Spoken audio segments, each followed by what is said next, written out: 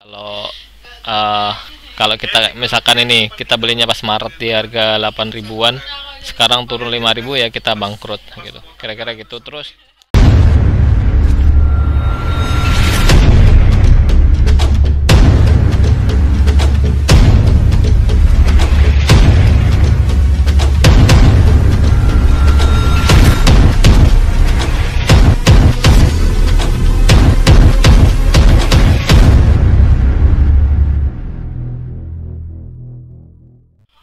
Cek what's up guys, ketemu lagi dengan saya Dani Trikusuma. Kali ini karena kita bahas saham lagi cuy. Kita bahas keuntungan sama kerugian saham ya. Yang paling umum tuh keuntungan saham itu dia di kenaikan harga cuy. Jadi ada dua sih, ada kenaikan harga. Sekarang tiga sih malah. Yang pertama tuh kenaikan harga, yang kedua tuh dividen, yang ketiga tuh sekarang ini ada yang kayak undian-undian gitu. Baru yang kayak kemarin Real Repower Asia itu kan bikin bikin pernah apa? Pembagian undian mobil lampu rumah kalau kita punya saham minimal 1 slot. Jadi itu tambahan-tambahan yang lain. Jadi terus ada lagi kalau misalkan kita RUPS, kita sering dapat merchandise. Jadi kalau kita ikut RUPS misalkan Unilever dan lain-lain itu pasti pas pulangnya setelah saya rapat itu dikasih merchandise gitu. Jadi itu keuntungan-keuntungan kecil. Tapi yang paling besar tuh biasanya keuntungan tuh kenaikan harga dari sahamnya ini cuy. Jadi misalkan Telkom nih, apa Telkom. Hmm, ini financial statementnya, listing history, dan kalau kita lihat misalkan kita lihat chartnya ya.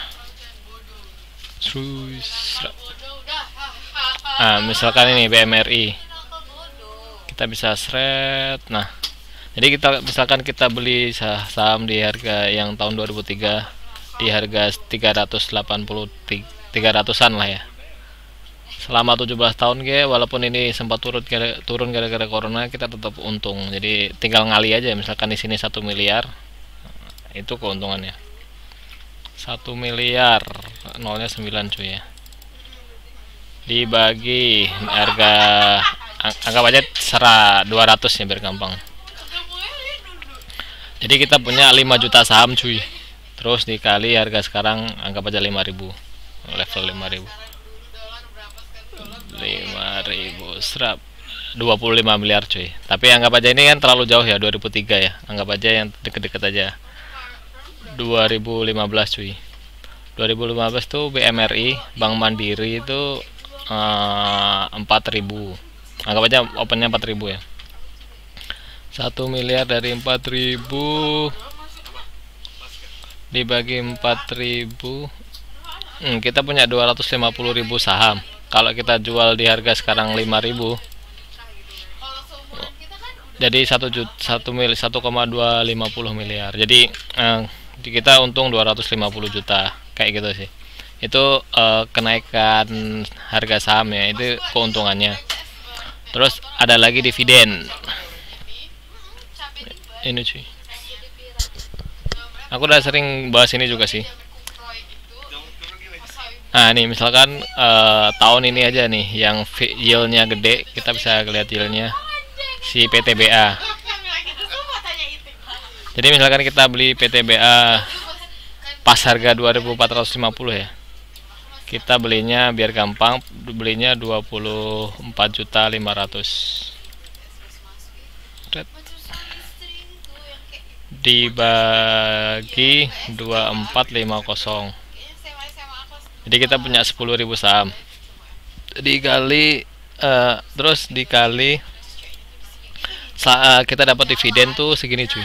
326 kali 326. Set. Nah, jadi kita dapat untung dividen doang 3.260 dari 24 juta cuy. Jadi itu yieldnya itu bagi ke pembagian dari harga tutupnya, harga cum waktu tutupnya, waktu tutup cum ex date-nya dibagi harga yang dikasih dividen yang dikasih si perusahaan tersebut. Jadi kalau kita cari perusahaan-perusahaan yang bagi yieldnya tinggi, kita tinggal lihat ini aja, Lihat misalkan ini kan belum ada harga cumnya, kita lihat nih dividennya yang gede mana, terus kita bandingin cuy. Ini misalkan 85 nih, terus kita lihat harga sahamnya PH PH PH saham 1310. Jadi anggap aja 1310 dibagi 85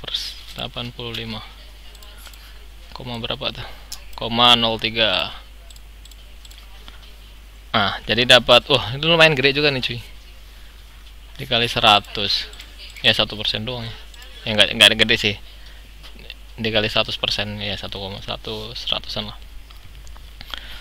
Tapi lumayan sih, dengan harga 1000 dapatnya 1018, dapatnya 85. Kita bandingin lagi yang ini yang Mika saham.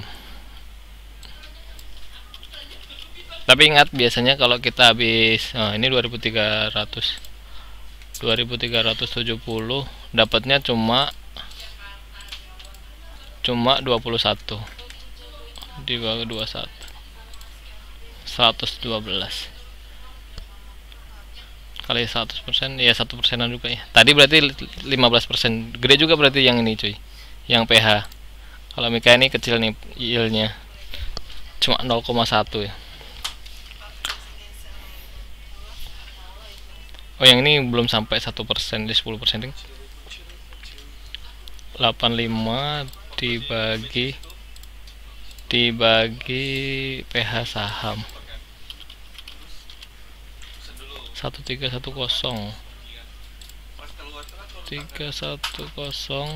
dikali 100. 6% cuy.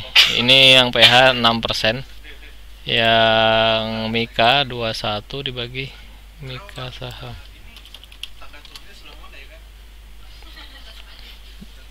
Kalau Mika tadi 21 dibagi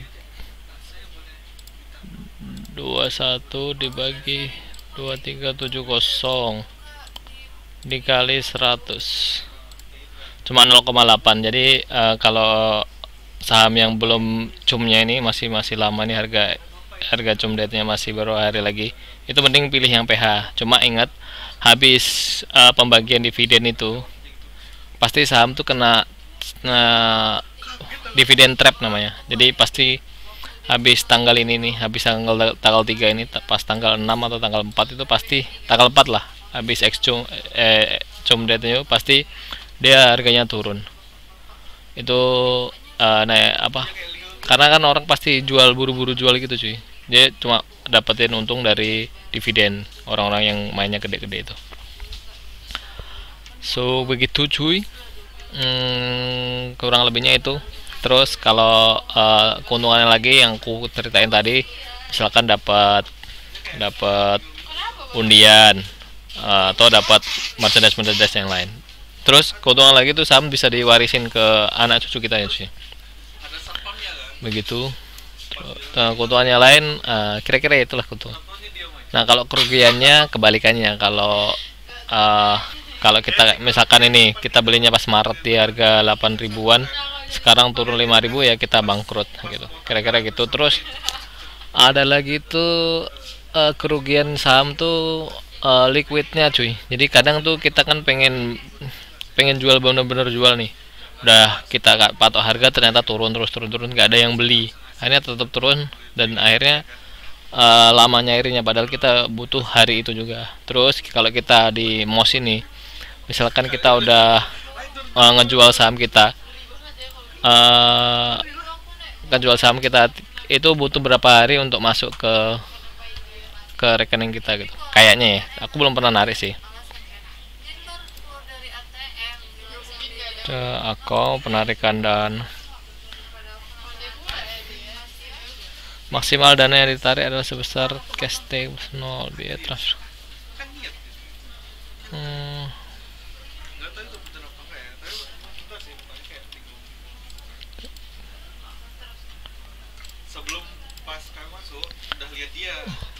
Nanti kapan-kapan aku coba ya. Terus misalkan kan kita jualnya hari ini, nah duit masuk sahamnya tuh 2 hari kemudian, 2 hari bursa. Jadi misalkan kalau Jumat ya Sabtu Minggu kan tutup, jadi Senin T+1, baru Selasa dia masuknya. Jadi butuh waktu 2 hari lah minimal itu untuk narik dana kita yang misalkan dari ini kan dana yang tersedia. Nanti kalau kita misalkan aku jual nih, misalkan PTBA aku jual, terus laku kan dapat berapa? Ini portofolio aku cuy. Misalkan PTBA ini aku jual nih. Aku jual terus dapat 2 juta. Nah, aku narik 2 jutanya itu butuh waktu 2 hari. Itu namanya resiko likuiditas. Jadi nggak langsung hari itu dapat duit, tapi 2 hari baru dapat duit. Terus kalau kita milihnya sahamnya yang ecek-ecek itu kadang bisa delisting juga. Delisting itu dihapus dari bursa. Jadi itu udah pasti kita rugi, nggak bisa jual. Udah rugi sebanyak yang kita punya saham di situ lah. Kalau kita punya 5 juta di saham itu ya rugi. Misalkan ini anggap aja real kan saham baru nih. Ternyata harga sahamnya segitu-segitu terus pasti cek PI dia laporannya jelek. Ya udah hilang. Duitku hilang nih 3.100.000. Aku biasanya tuh masih dikasih waktu untuk jual beberapa hari, tapi pasti nggak ada yang beli juga sih. Jadi pasti rugi. Itu kerugiannya saham, jadi harganya turun, terus likuiditasnya tuh tergantung harga sahamnya sama sahamnya bagus apa enggak ya, sama resiko kalau perusahaannya benar-benar bangkrut ya, pilot bahkan itu bisa di delisting dan ya kita rugi sebagai investor. Kira-kira seperti itu cuy. Jangan lupa subscribe. Oh ya, banyak yang komen kecepatan atau bla bla. Ini 10 menit loh cuy. Kalau aku lambat-lambatin lebih lama lagi. Pokoknya dinikmatin aja. Nanti kita bikin video baru. Kalau ada tanya bye. Assalamualaikum.